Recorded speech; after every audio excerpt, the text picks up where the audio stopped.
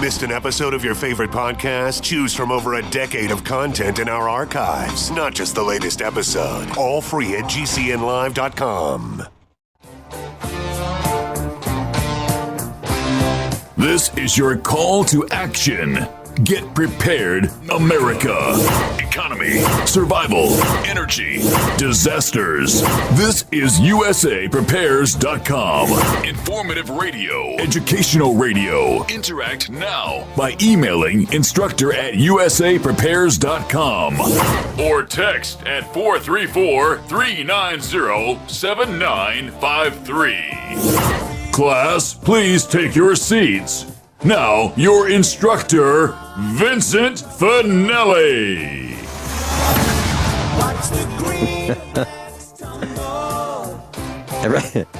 Everyone all set? Cocked? Locked? Here we go. Your dial set correctly to USA Prepares. And we are delighted you're in class today. In class, 2 hours, Monday through Friday. 9 a.m. through 11 a.m. Central Time. And if you'd like to call in, 866-582-9933. 866-582-9933. We have a listen line, if you'd like to listen as you travel. 605-477-3249. 605-477-3249. Captain John Regan's with us. Welcome, Captain John Regan. Good morning, Vincent. Hey, good morning, Captain John. Captain John, we've had some interesting weather. Over the last several days, we had an ice storm, a third of an inch of rain, 31 degrees. The rain froze on the tree limbs, the pine needles, the evergreen needles, power lines, fence lines. Caused our electric fence tape to sag down to the ground, shored out. The cows were really hungry, looking for greener pastures. None to be had. And it was a full-time job keeping the cows home.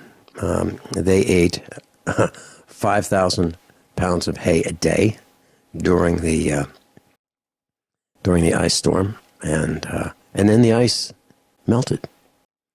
And what we had was no place for the water to go. And so as it melted, it ran downhill, found one of our bridges that we made with a culvert, 18-inch culvert, piled rock and dirt on top of it so we could get across the stream, the creek. And I have a feeling that when I go out this afternoon, I won't be seeing our culvert and our bridge. I think it's going to be downstream. So when you have this freezing rain and it freezes on the ground and there's no place for the water to go, it runs downhill. So a little bit of water can do a lot of damage. And we've got mud everywhere. It's a mess, flooding and mud. What's in your neighborhood, John? I heard parts of the area got at least 4 inches of rain yesterday. There were at least 2 or 3 tornado warnings in the area. And we stayed up late just to make sure we didn't need to take cover because the leading edge was kind of on the border of where we are. In fact, we had the sirens go off around us, but it wasn't because of tornadoes. It was because of straight line winds.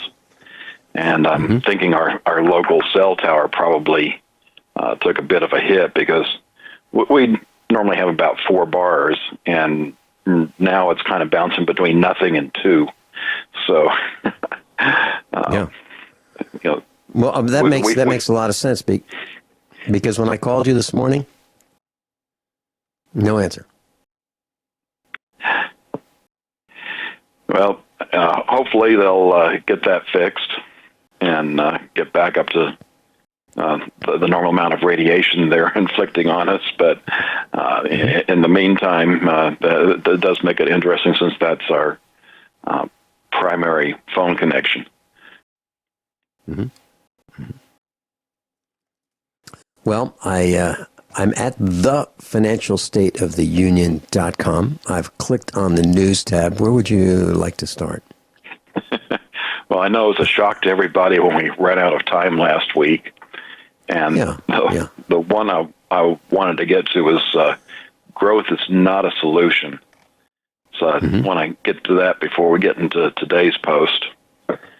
And the title of the article is Why Trump's 4% GDP Will Remain Elusive. And I'm going to throw a little information that's from a different article that I didn't post, also talking about a 4% GDP, which is roughly twice what we've been doing. And that other article, it talked about if you say that the 18%, the 18 trillion GDP is a good number, which we already know that there's so many adjustments in there that it's a fake number. But if you say that is, and if you have 4% growth that first year, that is a number in the $700 and some billion range, considerably less than $1 trillion. And, taxing just 25% of that's a relatively small amount.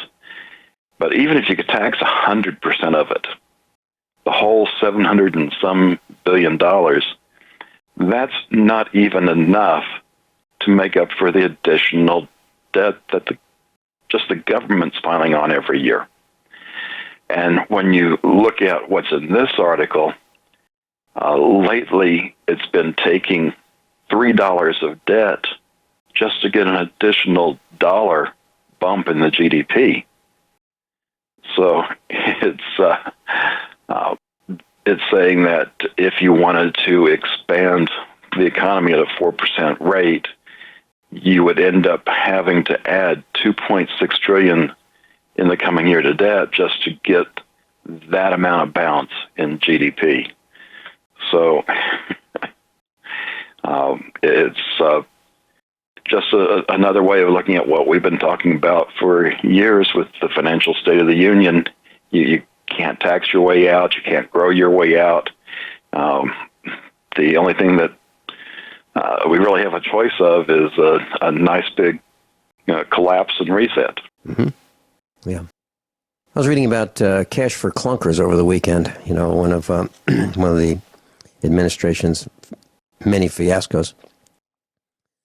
And what I learned was that the Obama's cash for clunkers stimulus, which was a bailout for the automobile manufacturers, was an abysmal failure. And what they did was they injected digits into the economy by paying up to $4,500 per clunker that you could use as a trade-in for a new fuel-efficient, smaller vehicle. And the amount of money the government spent, $3 billion, because you're talking about $700 billion. So they spent $3 billion on cash for clunkers. And the net result was, by doing that, they reduced the spending on new cars by $3 billion.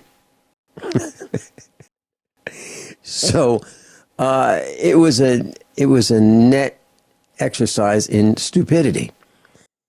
And worse than that, those people who wanted to keep their vehicles and maybe find a junkyard engine or a junkyard transmission or a junkyard set of seats or something that could be used, these vehicles were destroyed. So then it drove up the price of used parts. How do I know? One of our instructors had a failed engine in a pickup truck, and the family needed an engine. And the engine cost, well, first of all, it was really hard to find. It was hard to find one with low miles, and it cost way more than it should have. And that's just, one more contribution Barry made to emptying our collective wallets. I can't wait to see him fade off onto the golf course where he can't do too much damage with a golf club and a golf ball. And when you talked about $700 billion, John, Barry and Michelle and the children, they spent about $1 billion. I'm sorry, I'm sorry, 100 million, 100 million, tenth of a billion on vacations. It's amazing. How do you do that? How do you do that? John, would you be able to do that? I can't even take a vacation. Me either. I haven't had one in a long, long time. Can't remember when. I had what most people would call a vacation. Just go someplace and do nothing. Boy, that sounds painful to me. Absolutely painful. Because how can you not think about all the stuff that's going to be piling up when you get back? What's next, John? I just want to mention at the top of the list, I have the link for the Hear the Watchman conference. I'm going to be here in Dallas, March 31st to April 2nd. And if you click that link, you'll see all the speakers that are going to be here. It's a fantastic lineup, and you can get your tickets from that link. And you're working fast and furious. Oh boy, to prepare. There's not enough hours in the day. Let's just put it that way. Right. And I guess just dropping down a little bit, we've been talking about a tale of two droughts for some time, and not so much lately. I'm going to stop putting it in the post after all of the weather California received this past week. Northern California is pretty much out of drought. We'll see probably in the next report what Southern California looks like. And it's not that drought is still, it's not that drought's been eliminated, still problems in areas, but it's not as critical as before. And there's a link in the Tale of Two Droughts section that's got before and after pictures of California. This the other way around. We've been showing the ones, this is what it used to be like, and here's what it is with the drought. And this article's, here it was with the drought, and here it is after this round of precipitation. We'll talk about putting the flash and flash flood when we get back. Captain John Regan's with us. TheFinancialStateOfTheUnion.com. And please click on the news tab and follow along in class today. We'll be right back. Captain John Regan's with us. Back to you, John. Well, first up is putting the flash in flash flood. Mm-hmm. And many people may have already seen this. There's been over 20 million view the video. The picture at the top is a still from that video showing water starting to cover the road. And if you scroll down just a little bit, the video's there. It's fairly short. And I watched it, and this guy is just driving along. The highway is wet because of the rain. And then all of a sudden, you get this water. It's not just, a little bit of water starting to cover the road, and then it gets, deeper and deeper and deeper. It's, the water is there, and now it's starting to, eat the road. And the guy starts off and switches to reverse to escape this, and he finally got to a point where you could turn around, and when he does that, you see another car there in the road. And we don't know if that driver made it or not, but it was quite shocking to see just how quickly a lot of water can end up heading your way. Spent some time in California, about 18 months, back around 1980, and there was a massive amount of rain, and we had some mudslides, and homes that were built on hills just slid down the hills, literally. They just slid down the hills and were demolished at the bottom. I remember I got a call from Mrs. Finelli, and she said, so how much water can I drive through? And she said the water was up to the bottom of the door on the car. It happened to be an old Porsche 914 at the time. It stood pretty tall. But it's pretty dangerous when you drive through enough water that reaches the wheel bearings of your wheels, because it may not be damaged right then and there, but within a couple months, that water will wreak havoc on the bearings themselves in the race, and you probably have bearing failure. And it's pretty expensive. It used to just be a few dollars, not anymore. Now they've improved the suspension where you have to have replace hubs with bearings. So instead of just a couple dollars for the bearing in the race, times 2 for each wheel, you're looking at easily $100 for the part.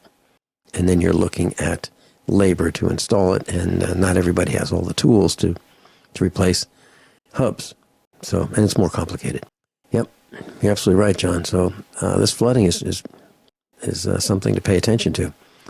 And at the top of the hour news, when we first came on this hour's broadcast, the news report was that in Oklahoma, about 80% of this particular area was without what they said was lights, without lights. I think they mean without power, electricity. And without electricity, for many people, if you live in rural America and you have your own well, it means no well water. It means no refrigeration. It means no internet. And for those who rely on these cordless phones that are everywhere, well, the base station probably isn't working, so you probably don't have telephone service. And unless you go out to your car and plug in your cell phone to have your car battery, cigarette lighter, charge your cell phone, you may not have cell service. That is if the tower's working. So electricity is something that we've become very dependent on. And we're susceptible in a big way to the lack of it. Please continue. Next up is seeing guns. And New Orleans is looking into cameras that can see guns on you because of the difference in temperature between your body and the temperature of the gun. I guess the good news in this is that it's not suitable for mass surveillance, at least not yet, but they are looking at using it for checkpoints where they can scan people more individually. Yeah, and John, they already have trucks riding around in New York City that have X-ray devices in them, and they can look inside your vehicle, through your vehicle, right now, riding around in New York City. So, yeah, through your clothing. Ways to look at us, look through our clothing, put their hands down our pants. It just seems to be never ending. And when you walk in stores, they have these systems to determine what you're carrying out with you, and alarms tend to go off, and it's kind of annoying. It's like everybody in the government seems to think that it's their duty, or most people in the government seem to think it's their duty to, if they see something, say something, and be on the lookout for all of us bad guys. It's ridiculous. Well, next up, I've got slaves weren't monitored like this. Yeah. And, tracking technology has been around for a while. I remember going to an Air Force base, visiting somebody I'd met, and in the building they worked in, they were wearing badges that tracked where they were, so they knew when you went to the bathroom. And this was back in the mid-'80s. And companies have been using these types of things. They know where you are anyway. And they've been improved. And they're credit card-sized devices. And now companies are having you use these 24 hours a day. So I guess they think they're Santa Claus. They know when you're sleeping. They know when you're awake. They know when you're in proximity to others. They analyze speech patterns. They say that they're not recording the words, just the I guess you'd say the metadata of the speech, and but if they can do one, you can be sure they have the capability of doing the other, since that can be done without your knowledge by a smartphone. And did you hear about that story, or did you read that story about that guy who was working at Walmart, and he was on the run for years, and Walmart found him through facial recognition? I did not see that one. Mm-hmm. Yeah. So it looks like employers are looking at backgrounds of people, what they do, and with this tracking device that you're talking about, I'm thinking about, okay, so some guy goes into the men's room, and another guy goes into the men's room, and then they get called into the office one at a time. And I noticed that you've been in the men's room with Bill, and it's happened like 3 times in 2 weeks. You've been in the men's room at the same time. What's up? And not only that, it's the average amount of time to be in the men's room is 2.3 minutes, and you were in there 4.7. What's up? I can just see this technology be absolutely intimidating. So then what happens? The next thing is people who have to use the restroom say, "No, I'm not going to do it because they'll know." So they just hold it. This is crazy, absolutely crazy. I don't want to work for some company like that. No, I don't want to work for any company, but I certainly would not work for a company like that. But think about those who do and have to, because they have no other choice other than working for an oppressive, invasive, spying company. Wow. Those science fiction movies are getting ready to be here in full force. Well, okay, so how about the cafeteria, John? Forget the bathroom for now. How about the cafeteria? People tend to spend time and like people like themselves. So I remember when I used to work at the banks, and I had lunch in the cafeteria, we'd eat with the same group many days because we liked those guys. And we'd have fun, and we'd chat, and, we'd talk about how to make the what we do better, more efficient. We talk about company stuff. We talk about outside company stuff. And, we enjoyed each other's company. As a matter of fact, lunch was a highlight of the day, because you get to unwind a little bit and spend some time with the guys that you like. Can you imagine this technology in that situation? I see that you've been spending time with Alex and Bob and Joe and Tom, and you seem to all sit at the same table, and you seem to all arrive around the same time within a couple minutes of each other, and you seem to spend 45 minutes together, and what's up with that? Well, the response would be, well, lunchtime starts at 12. So we'll arrive within a few minutes of each other, and heck, we all get in line about, pretty close to each other, because we all arrive at the same time, and you guys have been programming us to do that for years, so that's why we do it.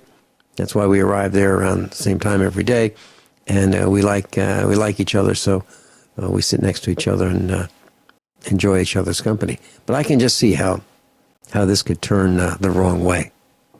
I can just see it. I don't like it. And John, there were a couple guys who were jailed in and around Lebanon, Missouri, near us, young guys. And they somehow befriended the jailer, who was a female. Next thing you know, they've escaped, and they took off. And by the next day, they were all caught. All of them. Now, how is that possible? Well, it's possible through license plate surveillance. It's possible through facial recognition. It's possible by using a credit card. It's possible by using a cell phone. And we reported that in the high 90%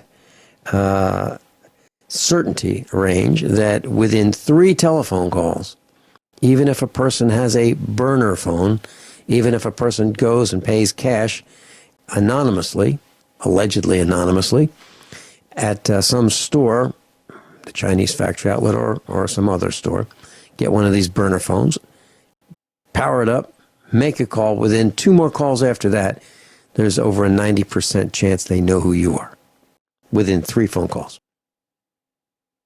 And, John, I don't remember the exact percentage, but, you know, by using, they know where you stop for gas and when you stop for gas because of our habits.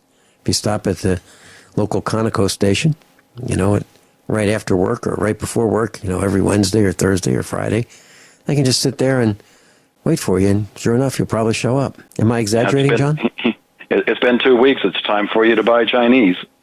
Yeah, there you go. There you go. They know our habits. They know. And there's a television show called Blue Bloods. And I've seen a few episodes of it, and what I'm seeing is abuse of power. That's my take on it. It's abuse of power. However, when the cops abuse their power, and they bash down doors, they monitor cell phone calls, they say, well, you know, they do things that are absolutely against the law, against our constitutional rights. They do it by saying, yeah, but there's a bad guy, and, you know, we think he's a bad guy, and there's a possibility that we can catch him if we just overlook some of people's rights. We'll just bash the door down. It's okay. We'll slap him around. We'll waterboard him in his toilet. You know, that kind of stuff.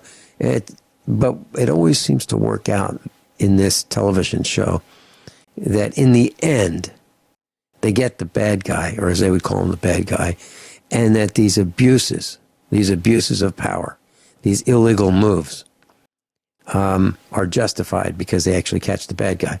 But how many times do the police keep pushing that line and abuse their power, and people who are not involved in any way, shape, or form get tased, beat up, killed, or have their rights abused or violated? That's the concern, John. And that's going to keep on going. Yes, I believe you're right. And other behavior modification, the next link is that's a stand-up job. A Chinese university is installing urinals for female students in order to save water, and they come with free paper funnels. and I just wonder how long before that gets over here, because in North Texas, you know, we've got a growing population, and getting enough water for that population is a continual planning concern. So any kind of way they can cut back on water usage, and don't be surprised, is all I can say. Well, yeah, I mentioned Maryland House. I was stranded there for 2 days, and I didn't go into the women's restroom, but I did go into the men's restroom. And they had urinals along the wall, and they had a lot of them, and they don't use water for flushing. They have this lighter than water liquid that floats on top of the urine. So the urine goes under this, and this liquid that looks like water, it's clear, acts as an odor barrier. And so they're not using water at all. But they have to have a mop-up team to mop up the urine on the floor, because these urinals are shaped so that you can't get close enough to not drip on the floor. So it's a health hazard. I talked with Dr. Norman Shealy about this. But yeah, you're right. There is a concern about the wasting and the excessive use of water. And since you've mentioned this topic, John, I'd like to share with our class that how many shower control faucets, if you will, shower controls, do not let you control the amount of water, just the temperature of the water. So it's full on, You just control how hot or how cold it is. What a waste of water that is. And what a waste of water these car wash type shower heads are that use, I don't know. I was talking about car wash showers, and what I'm referring to is these showers that people build that have these like sunflower shower heads that use so much hot water. I think that they ought to think a little bit more about the amount of water that they are wasting with that.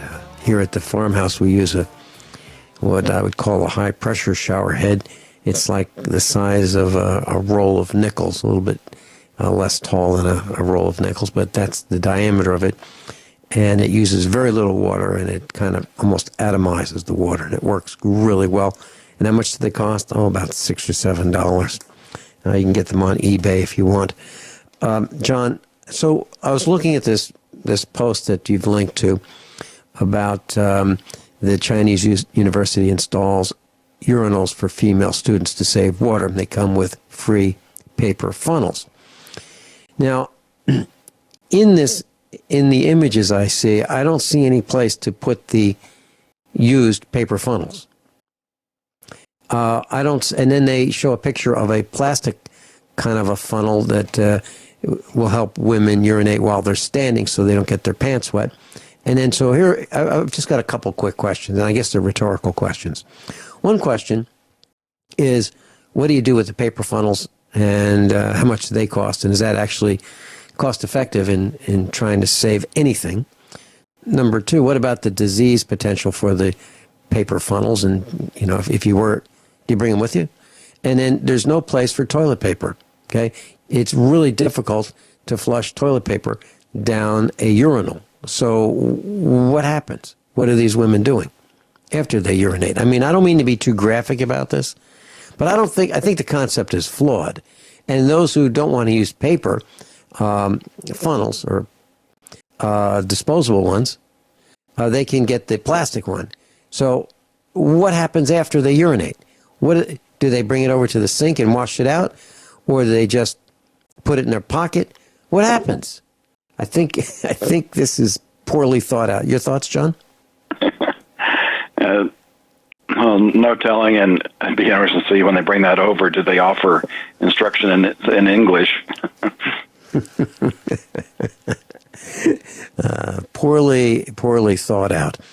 So, of course, the next thing I did was I typed in female urinals, did a search on it, clicked on the images, and there doesn't seem to be any design that looks like it would really work. If they have them, they have the hang-on-the-wall urinal similar to the men's, except they're shaped a little differently, more accommodating for women.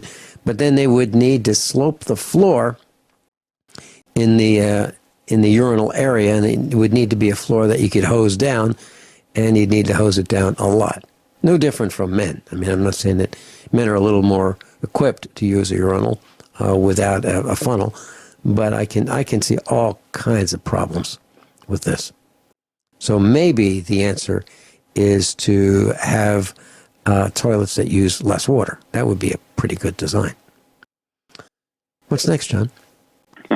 Well, we're going to run out of time for hour one, so let me just describe what's left in the articles. If you have a photograph taken of your palm area, the cameras are so good now that those that want to do bad can take your fingerprints off there and fake them to get into devices that use your fingerprint as security. There's a Gmail fish alert. If you don't see the HTTPS at the beginning of the URL, you may want to be careful. And this says exactly what to look for. And this went through the company where my wife used to work at about a year ago, and the emails are so good. Once a colleague gets infected, you get sent this link, and it looks like a legitimate email. And cop cancer, to me this is old news. Cops' radar guns emit 36 gigahertz frequency radiation that causes testicular cancer. Yeah, and then the article says, who knew? Really? We knew. And we've been saying it for 5 years. Well, actually, over 5 years. As long as we've been on the air, we've been saying it. Yeah, and John, when we come back, I'd like to just talk for a couple minutes about these radar guns and my concern and what I do when I'm near a police car. Captain John Regan and I will be right back after these few short commercial announcements and top of the hour news. You're listening to USAPrepares.com.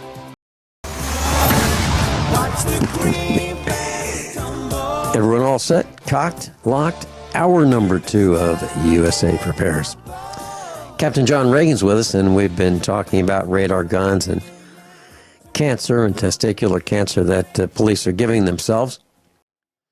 I'm sure that the cops in the squad cars, the mobile toll booths that they set up with them, I'm sure they've been warned about all the dangers of these radar guns, and not to put them on their laps and not to aim them at people because they're so darn dangerous. So the cops have been using radar guns for years and years now, and they're ending up with cancer.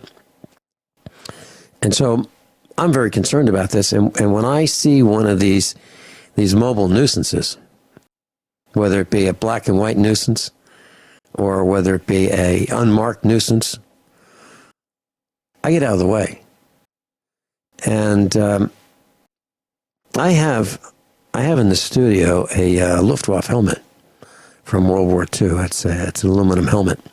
And I have been tempted to put it in the front seat of my vehicle, my truck, so that when I get in front of one of these mobile nuisances with the radar guns, that I can put the helmet on to protect my brain and my head from being blasted with these very dangerous radar frequencies.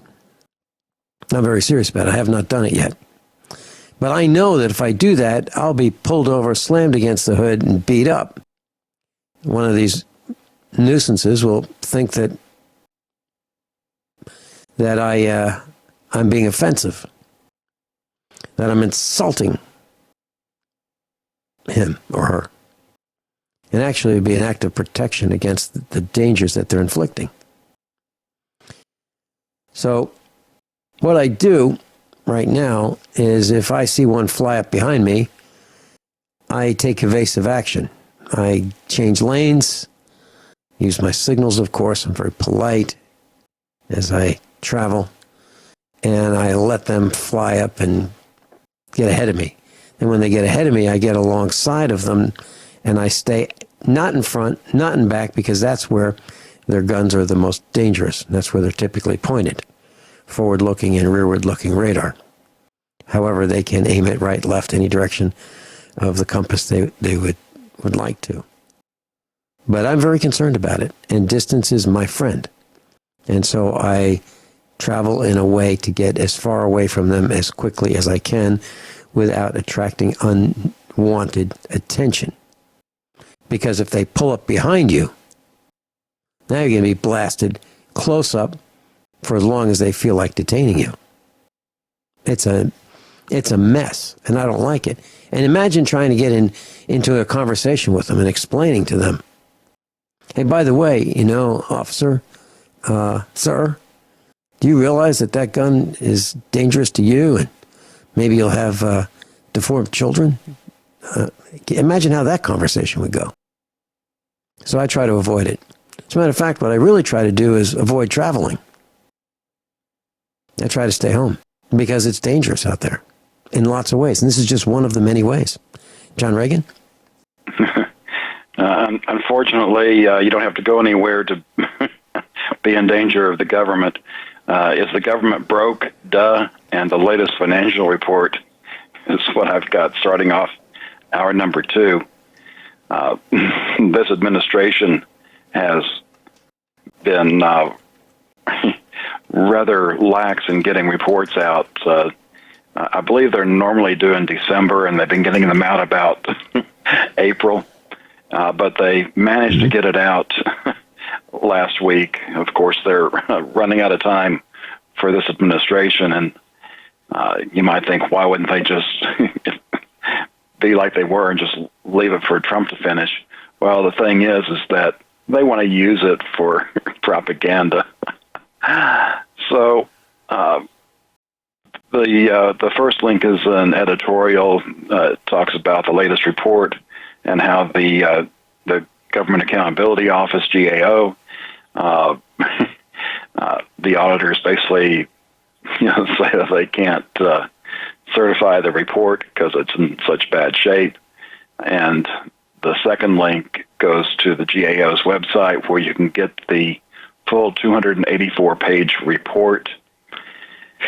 And if you go to page 198 of the financial report, which is, I didn't look at it, but that'll be over 200 pages into the PDF, there's a table there that has the current number that's come up with by the Social Security trustees, and it's saying that the a shortfall is $90.5 trillion, and of course we've talked about this for a number of years. That is the present value. That's not the total amount that it would take to fix things. That's how much we would have to have in the bank earning interest. So we don't have near the capacity of doing that. And then on top of it, when you start looking at all the assumptions that the trustees make, it's ridiculous, and it doesn't even come close to looking at recent history. They expect the future to be so much better with low inflation and everything just really nice. And they have three scenarios they look at: the low, medium, and high, and they use the intermediate for publication purposes. But it's still a fairly narrow range that's put into these reports. And Professor Kotlikoff uses the CBO's alternate scenario, which is at least a tad more realistic. And also, as I point out, that neither the government nor Professor Kotlikoff takes into account the millions of jobs that are going to be lost to robotics and artificial intelligence. And looking at the transmittal letter that's from the Secretary of the Treasury, is the first thing after the cover for the financial report. And normally in the message from the Secretary, it talks about how critical it is to change things because we're not in a sustainable path. But the letter this time talks about how Obama has done such a great job that we now have the possibility of having long-term fiscal health, and that we shouldn't mess with things like the Affordable Care Act or things like that, which would jeopardize that.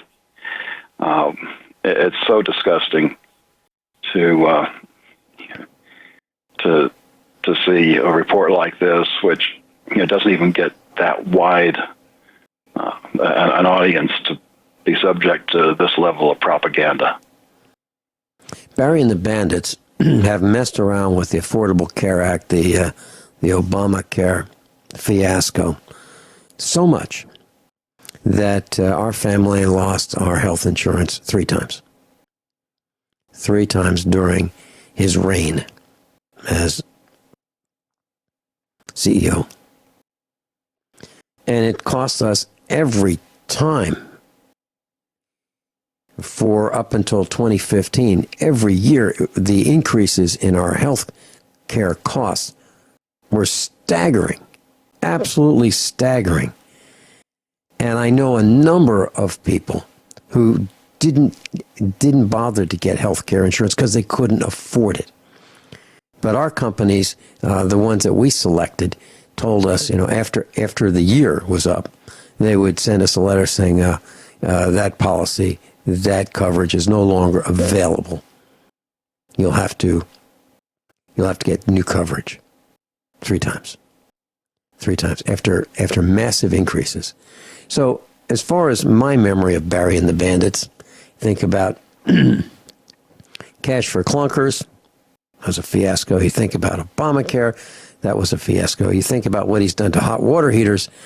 That's a fiasco. I mean, that's just three things that he's done that have just been miserable.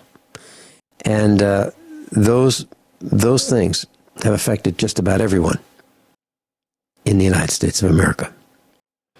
Good riddance, Barry and the Bandits. I can't wait to see these guys leave town. I can't wait.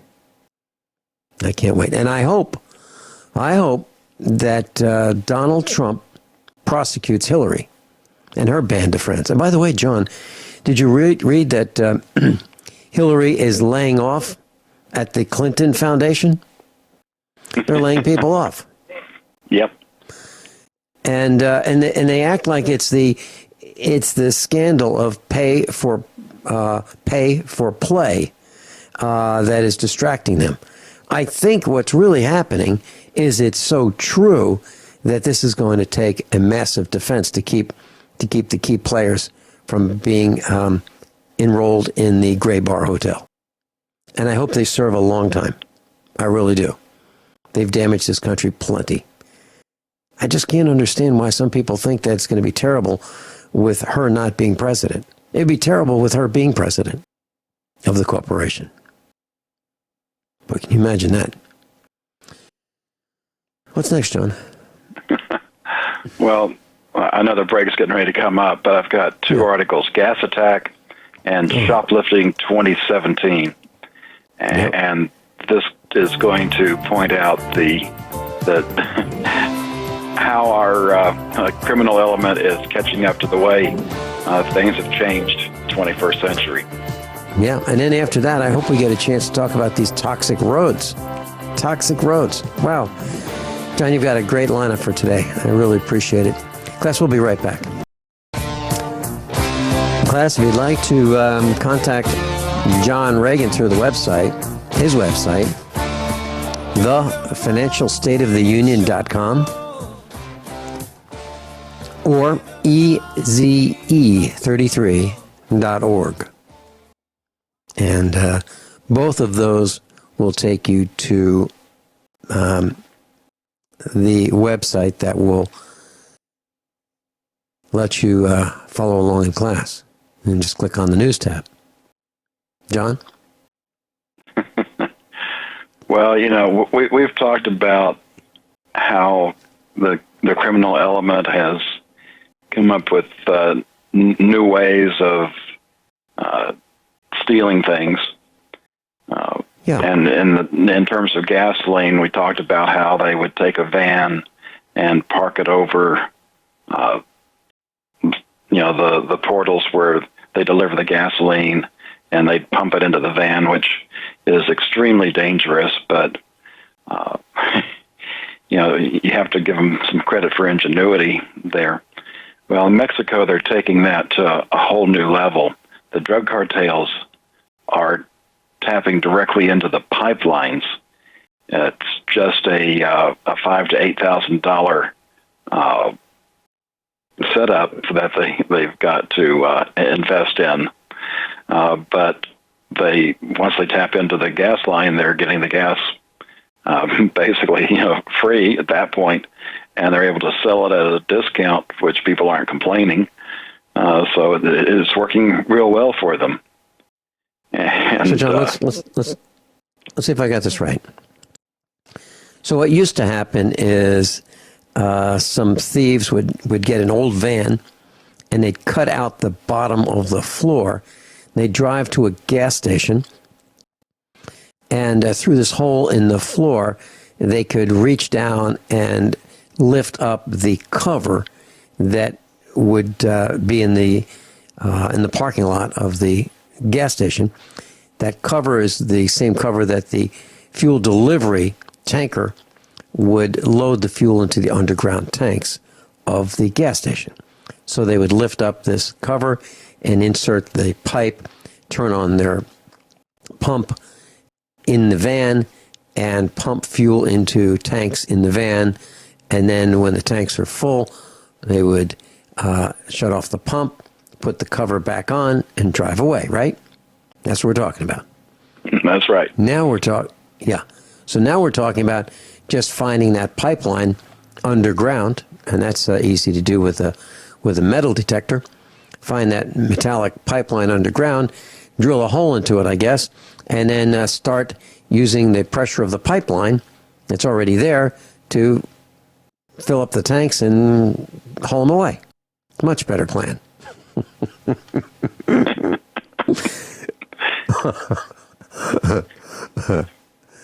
Yeah.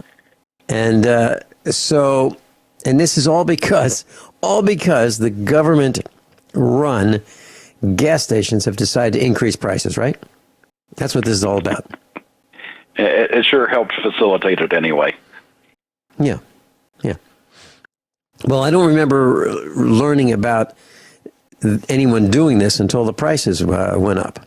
And also, John, I've read stories about how Mexicans were crossing the border into Southern California legally and filling up their gas cans and their tanks and then driving back to Mexico because they were performing what's called arbitrage, buying at a lower cost location and bringing it to a higher cost location. And that was because the price of gasoline had increased so dramatically in Mexico that it was cheaper to buy gasoline in California than in Mexico, which before this price increase was not the case. It was always cheaper to go to Mexico and buy fuel than the United States, especially California. California has some of the highest priced gasoline in the country. Interesting how bright government can be. Well, we've also talked about how retail stores have had a hard time, so shoplifting's taken a turn. They're now robbing the Amazon and the UPS delivery vehicles, stealing the packages directly from there. Yeah, already wrapped, boxed. and who doesn't want the stuff that's being delivered? Because obviously people already bought it and they want it. So obviously these are good choices. We'll be right back. You know, John, you're talking about shoplifting 2017. I ordered a couple of months ago some electronics parts, and they haven't arrived yet. And so I notified the seller that they haven't arrived, and the response I got was, well, there's Christmas delays. This was a couple of months ago. So I think I'm going to have to request my money back. I really don't want my money back. I really want what I purchased because that's why I purchased it. But that's a really good point that you got, that these packages seem to go missing. And it's not that it just started in 2017. It's just that it's accelerating, right? And the technology is... Yeah, it used to be that they'd just steal them off the front porch, but now they're going directly to the vehicles and stealing them in bulk. Yeah. Yeah, and that was always a problem in New York City. If you had a delivery van, you needed several people in New York City. You needed one guy to wheel the hand truck, another guy to stay with the truck to make sure that the truck wasn't being vandalized and the contents being stolen. And then you need another guy to open the door for the guy with the hand truck. So it's a problem. It's an increased cost of doing business. What's next? And just want to mention, part of the solution to this is the blockchain technology we've been talking about. Yeah. Because you might be able to steal it, but you wouldn't be able to sell it because you didn't have the inventory with which to sell it. Mm-hmm. Yeah, and that's another thing that eBay and some other websites are being forced to turn over sales information about transactions on their websites to government officials or governments that result in people having to pay taxes. So, class, if you think that you can sell things on eBay and avoid paying taxes, or that may not happen. But my question is, I was looking at some of the things that we have in our house that we just don't use, things that we've accumulated in our family over decades. Well, I may want to sell some of those things. And I'm going to be really annoyed if the Internal Revenue Service decides that they want to tax us for selling things that we already own. And I can just see it. Where'd you get that? Where'd you get that item, boy? Where'd you get it? And of course, my response is none of your business. But I can just see this happening to a bunch of us. Anyone who decides to sell things that are, in the way, that we don't need anymore. They could be heirlooms. They could be antiques that have been passed down over the years. They could be vases and lamps and all kinds of things. But I can just see the government saying, well, prove to us that was an heirloom and that you didn't just buy that at some garage sale and decide to sell it. Now, how do you do that? How do you prove that? How do you prove that it was an heirloom? Go through old photograph albums? Say, let me look. It'll take me a few weeks, but let me look through these albums and I'll see if I can find that item in our old house in the 1960s, 70s, 80s, 90s. Can you imagine? And then how does that still prevent them from saying that, well, you probably bought it then to sell it now? It's out of control, John. I found it interesting. We know how veterans who've experienced the horrors of war have PTSD. Well, now there's some Microsoft employees suing Microsoft because they developed PTSD from their job, because their job was to take or decide what was illegal content to be taken down, and they had to watch things like child porn, bestiality, and murder videos. And so if you think that those things don't exist or there's not a high volume of it, this might change your mind. And it's, in some ways, it's not a new thing. The internet and the electronic video is, but and unfortunately, a lot of these people are in government. There used to be films of the same thing: child porn, bestiality, and murder. And that's how these, power-hungry people entertain themselves.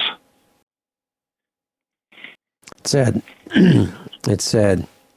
But, you could, if you wanted to, you could ask for a transfer or find another job, right? Although they're hard to get. They might not have they knew it wasn't good stuff they were watching, but they might not have realized how it was going to affect them long term. This is the first we're hearing about it here in the outside world. But any kind of stress that is beyond what we're designed to take, which includes some of these horrific actions. It's a mental thing that stays with you. Once you've seen these things, you can't just erase them out of your mind. At least not with the technology that we're given. They may be able to do that in the future with other things we've discussed. Yeah.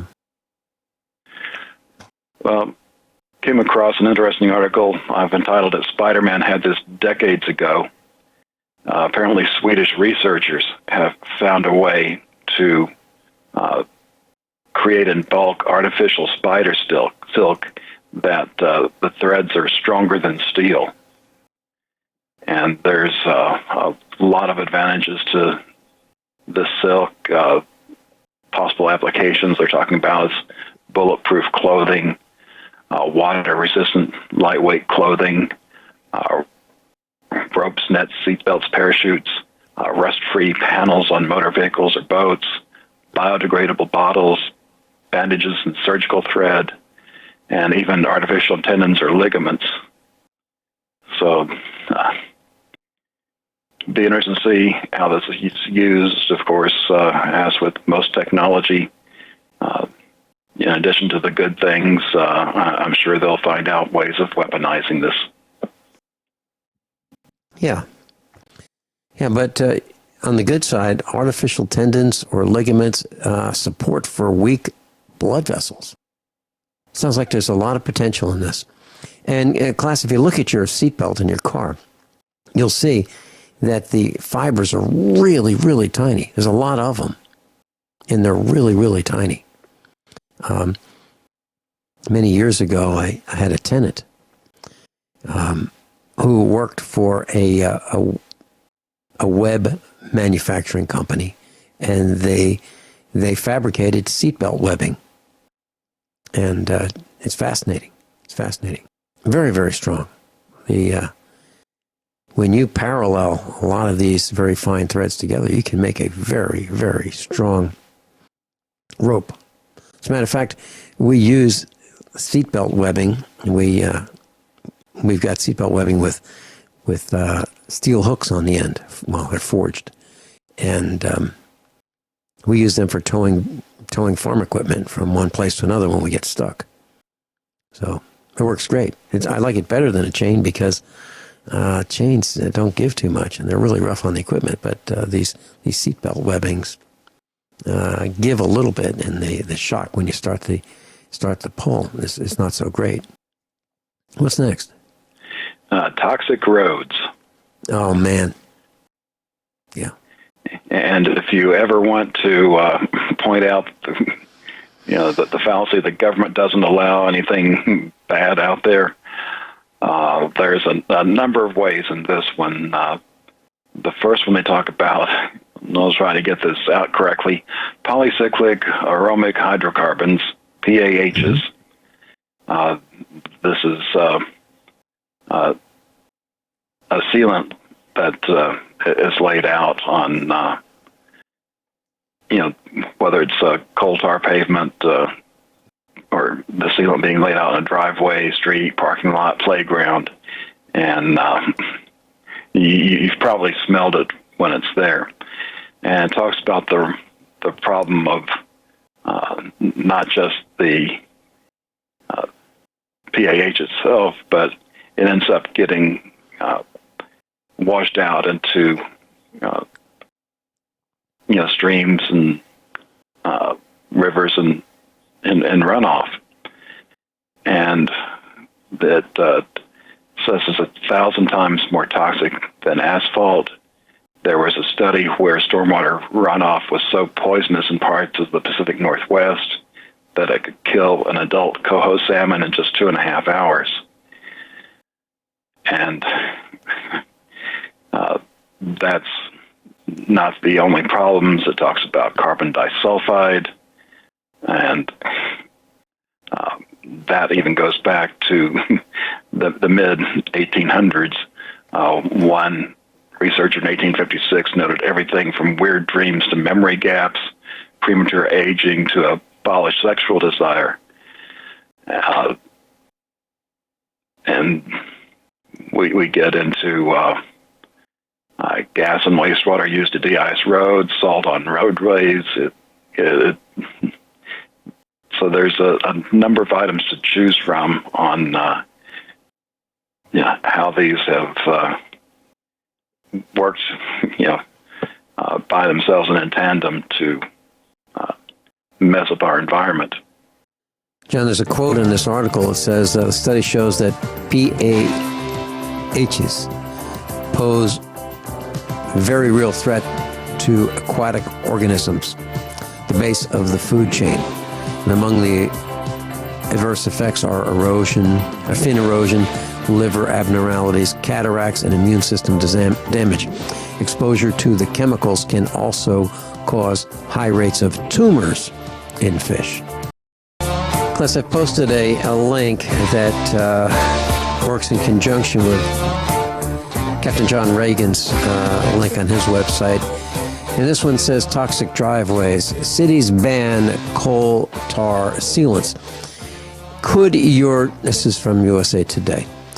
Could your driveway be making you sick? Studies suggest a common sealant used in coal tar contains hazardous chemicals that elevate lifetime cancer risk. Some cities and states are banning its use. Yeah, Post goes on to say, how bad is that? In a study released this year, Mailer and Baylor University scientist E. Spencer Williams calculated that lifetime exposure to PAHs via house dust was 38 times higher for people living near coal tar sealed pavement than those who weren't. About half of this dose occurs by the age of 6 and 80% by age 18. PAHs are toxic to mammals, birds, fish, frogs, plants, and 7 are suspected human carcinogens. So the point that John was making and we're discussing today is this is dangerous stuff. And what happens? What happens to those coal tar sealants, those sprays, those brush-on from the bucket solutions that make those black driveways look so shiny and so nice? Where do they go? Well, they have to reapply them because they seem to disappear. Where does it go? Well, it goes into dust and it gets washed downstream. That's where it goes. So if you live near one of these parking lots that's nice and shiny, you probably have it in the dust in your location, inside. And inside your body. Think about that. And we're doing this to ourselves. And then when you get a weed in your driveway, you spray it with Roundup and add another poison. Yeah, right. Which is just another reason to consider moving away from that. And I've asked for many, many years, where do all those tires go? Well, they wear out. Where does it go? Where does that tread go? Well, it becomes airborne. It becomes airborne, and you get to inhale the tires of the vehicles in front of you. Just try cleaning your windshield from the inside. Take a look at your cabin air filter. Take a look at it. What color is it? That's what you're breathing. John, what's next? Man. I'll try and make it through the last two, Food Spy and lithium and ... Food Spy is kind of an update on what we've talked about before, only now they have a smartphone that's got the sensor in it to scan your food and tell you what's in it. You combine that with what we just talked about with the surveillance by companies. Imagine it won't be too long before they'll have the scanner to know bite by bite what you eat. And then lithium and talks about the two hottest commodities for 2017. You know how they're big on electric vehicles, and of course, for an electric vehicle to work, you have to have batteries, and lithium is, a big component of that battery. But I also learned through this that an even bigger component is cobalt, and the supply of both of those are interesting things to watch, especially if you want to speculate in commodities. So, John, are you saying that their use will increase because they're necessary for the batteries of electric vehicles and batteries of all kinds of things like cell phones and other electronics? Unless somebody discovers new technology, this is currently what's being used. I don't know if I told you, but Roy Birdsong, USA prepares instructor, was bitten by a spider. Absolutely horrific story. And I talked to him during the break, and he's going to be on with us tomorrow. He's going to tell us what happened. You won't believe it. You won't believe what happened. Absolutely life-changing. Spider bite. That's with Roy Birdsong tomorrow. Captain John Regan, thank you so much for being with us today, sharing your wealth of knowledge and research. Spent a lot of time doing it. Website, thefinancialstateoftheunion.com or easyE33.org. Class, above all, honesty and integrity. What happens next is up to you.